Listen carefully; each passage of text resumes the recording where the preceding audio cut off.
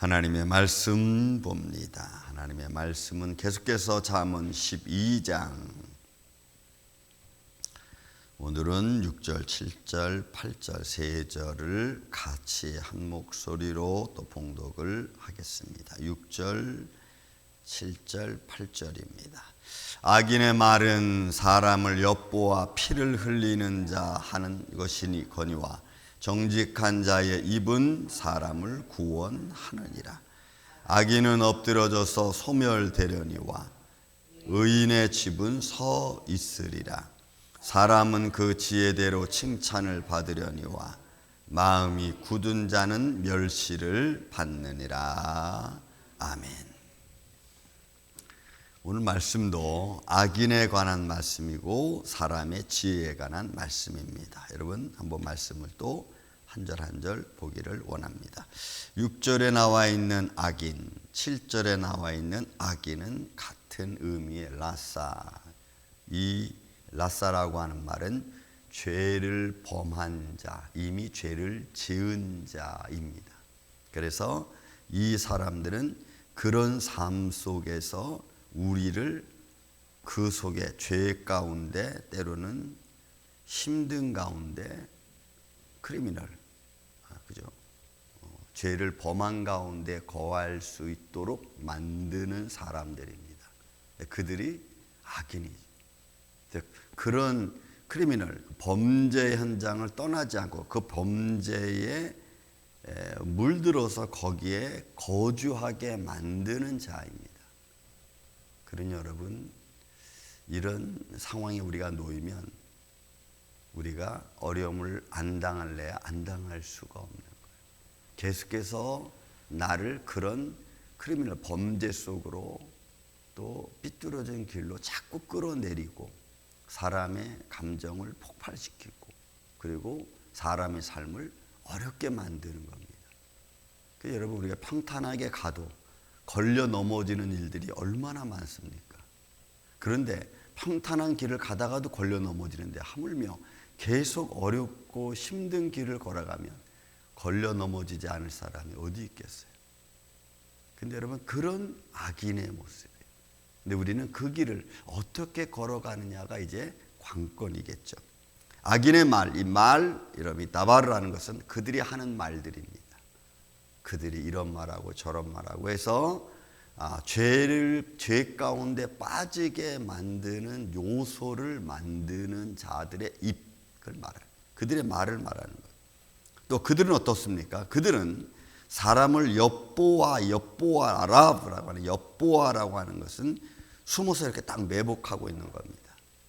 저 사람을 내가 어떻게 넘어뜨릴까? 저 사람을 어떻게 내가 시험 들게 할까? 이런 거예요. 그래서 숨어 기다리는 자입니다. 기다리다가 찬스가 생기면 탁 무는 거예요. 찬스가 생기면 딱 꼬투리 잡는 거예요. 그래서 그걸 가지고 그 사람으로 하여금 힘들게 하는 거예요. 이게 여러분, 악인의 말은 사람을 이렇게 엿보고 있다가 숨어 기다리다가 꼬투리 딱 잡으면 그걸 가지고 그냥 넘어지게 만드는 거예요. 그러므로 악인의 말은 사람을 엿보아 피를 흘리는 자. 여러분, 이 피를 흘리는 자는 사실 원문에서는 없는 건데 이 번역하는 사람들이 악인의 말이 사람을 엿보면 그럼 어떻게 될까 해서 요거는 원어상상에는 단어가 다 없어진 겁니다. 사람들이 거기다 집어넣은 거예요. 악인의 이런 사람들의 이런 말들은 사람을 숨어 기다리다가 어떻게 할까 하다가 해석 흐름상, 문맥 흐름상 이런 사람들은 이렇게 할 거다라고 하는 것을 집어넣은 거예요. 그럼 여러분 보세요. 죄를 범한 사람들이, 그죠? 그 사람들의 말이 사람들을 딱 엿보고 있다가 매복했다가 딱 채가지고 넘어지게 하면은 그럼 그 사람은 어떻게 되겠어요? 그 사람은 힘들고 어려워지겠죠. 여기서 피를 흘리는 자처럼 어려움을 당할 거란 말이죠. 그러니 여러분, 여러분들을 걸려 넘어지게 하고 선한 마음에 흠집을 내는 사람들은 우리 주위에 비일비재 많습니다. 그런 게 안 걸릴 수 있도록, 안 걸리도록, 걸려도 잘 헤쳐나갈 수 있도록 지혜로움을 갖는 게 이게 중요한 거예요. 저는 그래서 여러분들 안에 하나님의 지혜가 있기를 주의 이름으로 축원을 드립니다. 그래야 우리가 시험 들어도 쉽게 나갈 수 있고 어떤 상황, 어려운 상황이 나와도 우리가 빠져나갈 수가 있는, 때로는 오히려 그들의 삶 속에 우리가 빠져나갈 수 있는 길이 만들어지기도 하겠죠. 반면에 여러분, 정직한 자, 이 정직한 자는 야사로라는 올바른 사람입니다. 근데 이 올바름이라는 것은 그냥 사람의 올바름을 이렇게 말하는 게 아니고 하나님의 말씀으로 통치되어지는 가운데 올바른 거예요. 그러니까 여기서 정직한 자는 어느 한 개인을 두고 하는 말보다는 하나님의 통치를 받고 하나님의 말씀의 다스림을 받는 다수, 이거를 여기서 표현하는 거예요. 그러니까 그 다수, 하나님의 은혜 안에 거하는 이 다수, 이런 정직한 믿음의 사람은 입이라고 하는 요 사실에는 패입니다. 그러니까 이거는 진심을 말하는, 원래 이 입이라는 단어가 패인데 그냥 패예요. 이거는 발성기관, 이런. 그럼 이거는 진심을 말하는 거예요. 여러분, 옛날에 주니어 조지 부시 대통령이 연설할 때 이런 말을 했습니다. 내 입을 보라. 그게 대단한 말. 그 말을 알아챈 사람이 얼마나 될지 모르겠어요. 내 입을 보라. 그 말은 뭐냐면 내가 하는 말은 진심이고 내가 하는 말은 내가 그렇게 이루겠다라고 하는 마음의 진심을 담은 말이에요. 그래서 여기서 입은, 여기서 패라고 하는 입이라는 단어는 이거는 하나님의 말씀을 두고 하는 말이에요. 그러니까 정직한 자, 하나님의 통치를 받는 자, 하나님의 다스림 안에 있는 사람들은 하나님의 말씀을 그대로 실천하는 자, 선포하는 자를 말해요. 이게 여러분 정직한. 그러니까 악인과 완전히 반대죠. 악인은 죄를 범한 자고, 죄를 범한 자는 어디 사단일 수밖에 없잖아요. 그들은 숨어서 기다리다가 사람들을 넘어뜨리고 그냥 피 흘리게 하고, 오히려 하나님의 통치 안에 거하는 자, 하나님의 말씀 안에 거하는 자들은 오히려 사람들을 하나님의 올바름으로 하나님의 말씀으로 이끌어가는, 그러니까 이 말씀을 지금 하고 있는. 그럼 우리는 어떤 상황에 있어야 되느냐? 여러분, 하나님의 말씀을 듣고 살아계신 하나님을 믿는 저와 여러분은 하나님의 통치 아래, 하나님의 말씀 아래 있어야 될 줄로 믿습니다. 여러분, 그 다음에 7절에 말합니다. 악인은, 여기 악인도 말씀드렸죠. 라싸, 죄를 범한 걸 말해요. 그런 악인은 엎드려져서 소멸되는, 그러니까 없어지는, 이들이 엎드려진다는, 그냥 엎드려지는 거예요. 그냥 그대로 넘어지는 걸 말해요. 그리고 멸시는, 소멸은 그냥 없어지는 거죠. 그러니까 악인의 말, 악인의 행위는 거치 끝이 없다는 것을 의미하주는 겁니다. 그래서 의인이라고 하는, 뒤에는 7절에 나오는 의인은 앞에 나와 있는 정직한 자와 약간 좀 달라요. 그는 차띠크라고 하는 이 단어는 의로움이에요. 이건 좀 개인적인 거예요. 앞에 나온 정직한 자는 하나님의 통치를 받는 사람들을, 사람의 다수를 두고 말하는 거라면, 여기서는 차티크라고 하는 이 의로움이고 올바름이라는 것은 개인적인 걸 말해요. 개인적으로. 그러니까 개인적으로 하나님 말씀 받고 내가 옳은 길을 가려고 애쓰는 겁니다. 여러분들이 믿음의 말씀을 듣고 또 마음에 새기면은 여러분의 마음이 이러면 안 되지.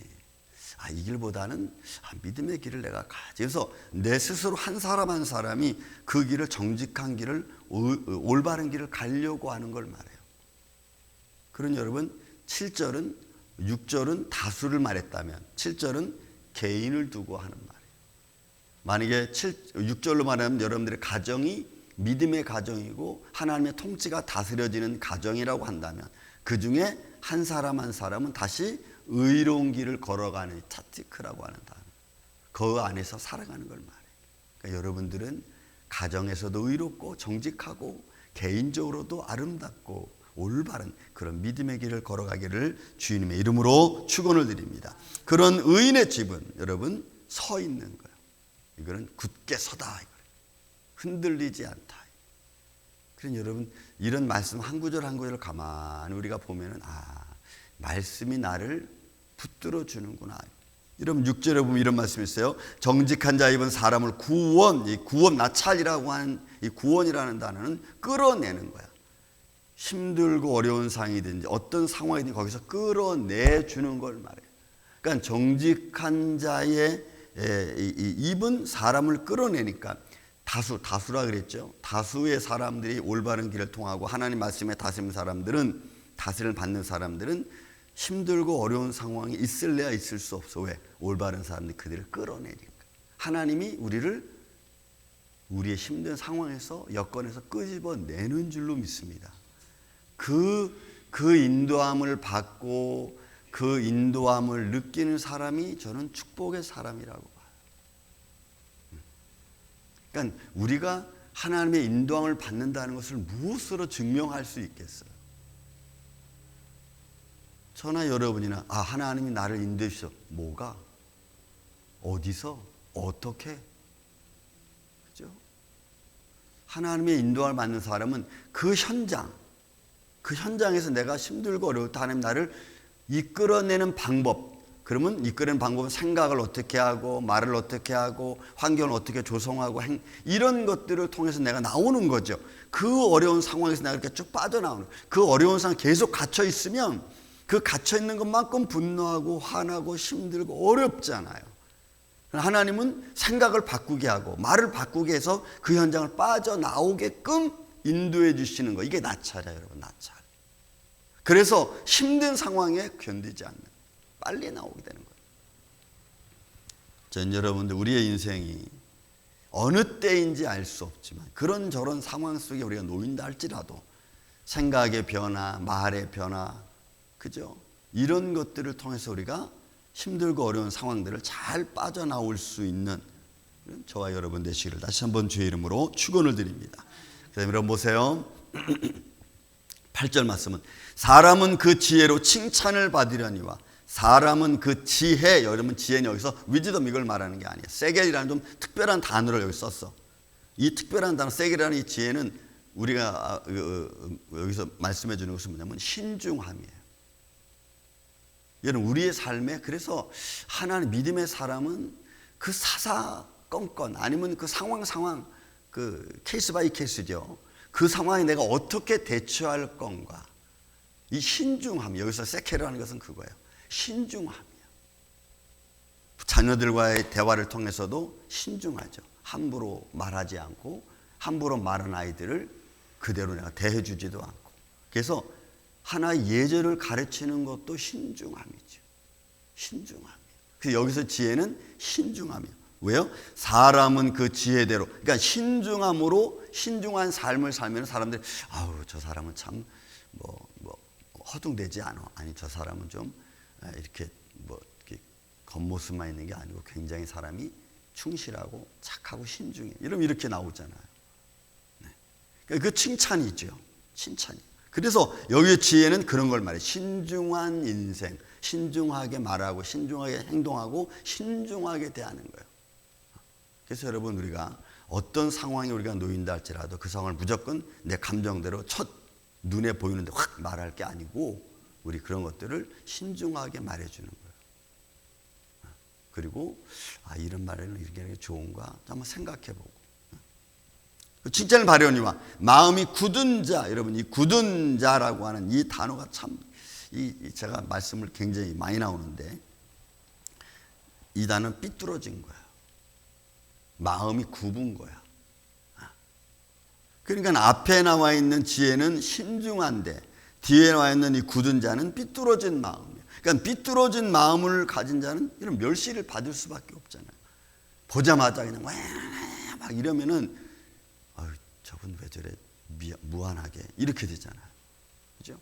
그래서 우리는 믿음의 사람들 항상 어디서든지 말보다는 좀 신중하게 보고, 그리고 내가 할 말보다는 먼저 듣고. 여러분 이런 행동과 이런 모습들이 여러분 스스로 여러분들의 가치를 높여가는 겁니다.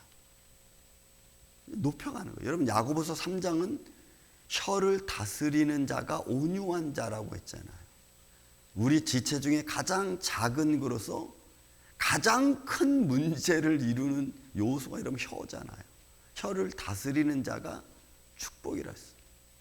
그러니 여러분 우리의 삶 속에 신중하게 하는 것은 너무너무 중요해요. 여러분 말하기 전에 먼저 들으시고, 여러분 그죠? 본 것에 대해 먼저 행동하기 전에 먼저 주위 사람들을 보고. 뭐예요? 성경은 말씀대로 가만히 있다 보면 믿는 사람들의 가치를 높여주는 말씀으로 다 되어 있어요. 그래서 하늘의 복을 받고 하나님께 영광이 되고 내게 축복이 되고 사람들 앞에 인정받고 또 내가 잘 되고 그 말씀들로 다 되어져 있는데 99%는 안 하는 것 같아. 모르는 것 같아. 아니 들어도 감동이 안 되는 거죠. 저는 가끔 하나님 이런 기도합니다. 하나님, 예수님 살아계신 주님을 믿는 사람이 잘 돼야 되지 않겠습니까? 살아계신 하나님을 의지하는 자가 형통해야 되지 않습니까? 주님께 매달리는 자가 삶 속에 기쁨을 가져야 되지 않습니까? 여러분 맞죠? 그래야 우리가 믿을 맛이 있잖아요. 믿는 맛이 있잖아요. 자랑하는 게 아니고 하나님이 나에게 이런 형통함을 주셨다는 것을 우리가 그렇게 삶 속에서 보여지는 거잖아요. 저는 우리 임마누엘 교회가 좀 그런 교회가 되기를 주님의 이름으로 축원을 드립니다. 세상은 점점 악해져 가고 있잖아요. 여러분 오늘 아침에 또 제가 보니까 가자지구에서 하마스 애들이 키프츠 이스라엘 아이들 40명 이상 어린 아이들을 이런 불태워 죽였어. 그게 또 발견이 또 됐어. 지금 이스라엘이 또 난리가 났어. 여러분 세상은 점점 악을 드러내면 드러낼수록 더러운 것만 나오잖아요. 그러니 이제는 세상이 잠잠할 겨를이 없어. 미국도 지금 참전하려고 그래. 이제는 중재하려고 그러지 않고. 이런 그러니 어떻게 될지 몰라. 이제 세상이 지금 하루하루가 달라.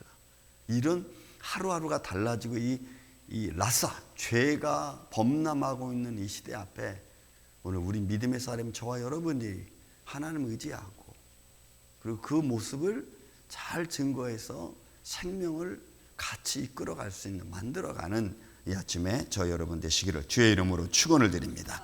사랑과 은혜가 많으신 아버지 하나님 감사합니다. 오늘도 우리가 지혜로운 자 되게 하여 주시고 우리의 삶 속에 신중한 자 되어서 믿음의 사람 한 사람 한 사람이 가치 있고 믿음의 사람 한 사람 한 사람이 하나님 앞에 영광이 되고 축복이 되게 하여 주시옵소서. 오늘도 잠언 기자가 우리에게 들려주는 이 아름다운 말씀들을 마음에 새겨서 사람의 지혜로 칭찬을 받는 그런 아름다운 삶을 살아갈 수 있도록 도와주옵소서.